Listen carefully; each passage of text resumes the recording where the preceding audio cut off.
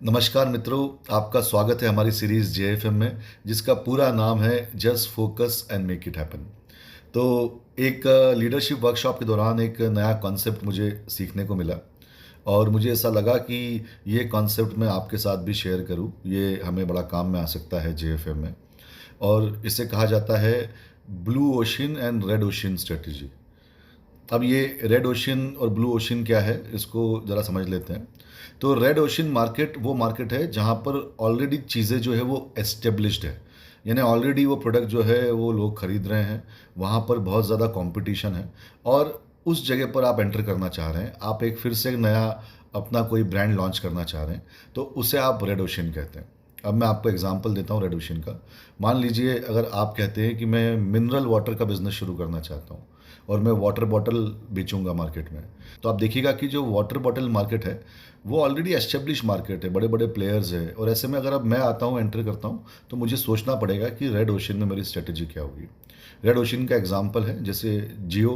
तो आप देखिए कि जियो ने जब अपनी सिम लॉन्च की थी, उस समय पर सारे ही लोगों के पास में फ़ोन हुआ करते थे और सभी लोगों के पास में ऑलमोस्ट कोई ना कोई सिम या नंबर भी हुआ करता था। पर ऐसे में जियो ने जब मार्केट में एंटर किया, तो उन्होंने जो मार्केट एंटर किया था वो रेड ओशन था और उसके लिए उनकी स्ट्रेटजी भी रेड ओशन स्ट्रेटजी थी। तो इस पे और चर्चा करेंगे। फिर बात करते हैं ब्लू ओशन की। तो ब्लू ओशन मतलब एक ऐसा मार्केट जो अनटैप्ड है, या जहाँ पर अभी किसी ने इस बारे में चर्चा नहीं की है, या फिर अभी मैं एक ऐसा प्रोडक्ट लेके आ गया जो पहले था ही नहीं और मैंने उसकी नीड क्रिएट कर दी, या फिर मैं किसी ऐसी चीज़ के बारे में बात कर रहा हूँ जहाँ पर लोगों का भी उतना ध्यान नहीं गया है, या अभी बहुत सारी कंपटीशन वहाँ पर नहीं हुई है। कुछ उदाहरण हम इसके भी ले लेते हैं।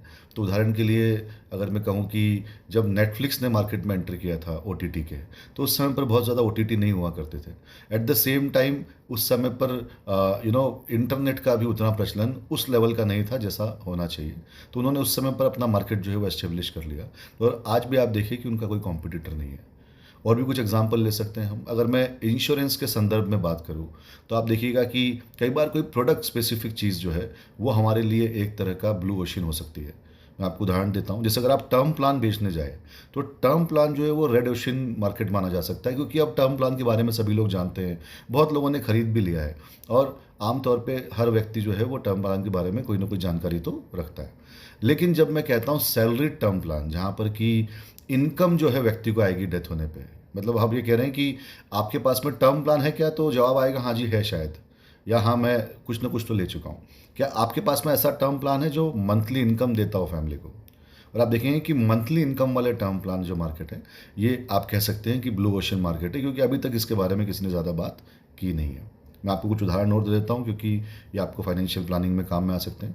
जैसे एग्जाम्पल के लिए मैरिड वुमेंस प्रॉपर्टी एक्ट एक चीज़ होती है।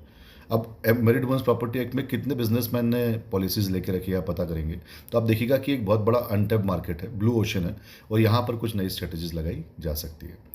अब ब्लू ओशन में और भी एग्जाम्पल है, जैसे एग्जाम्पल के लिए बिजनेस इंश्योरेंस। तो अगर आप एम्प्लॉयर एम्प्लॉय की बात करते हैं, अगर आप की मैन इंश्योरेंस की बात करते हैं, तो अभी भी बहुत बड़ा मार्केट जो है वो अनटैप्ड पड़ा हुआ है। तो ये तो मैंने आपको एग्जाम्पल दिए रेड ओशन और ब्लू ओशन के। रेड ओशन जहाँ बहुत कंपटीशन ऑलरेडी है, हर कोई वो प्रोडक्ट ऑलरेडी खरीद रहा है और आप नई एंट्री कर रहे हैं, या आप वहाँ पर वही बात बताने जा रहे हैं।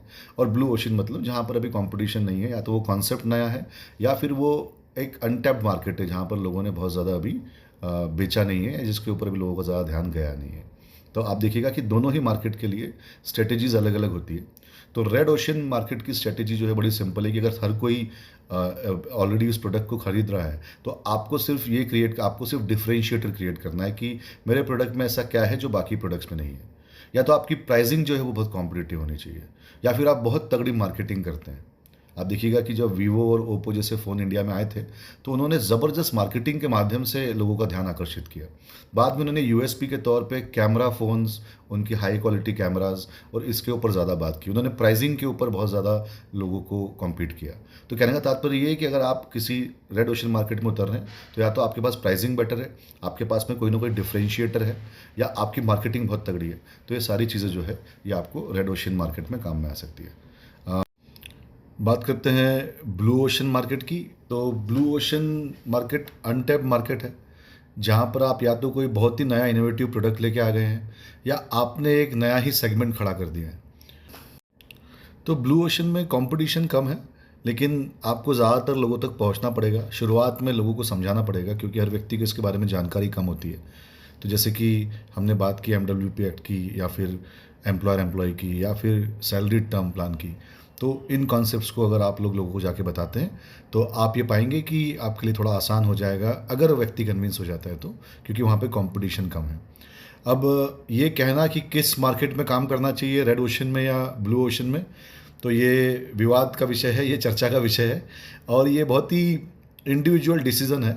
लेकिन मैं ये ज़रूर कहूँगा कि एक और मार्केट होता है या एक और तरीका होता है जिसे कहा जाता है पर्पल ओशन स्ट्रेटेजी। ना, पर्पल ओशन का सिंपल सा मतलब ये है कि हम रेड ओशन में भी काम करें और ब्लू ओशन में भी काम करें, और दोनों तरफ से रिजल्ट्स लाने की कोशिश करें।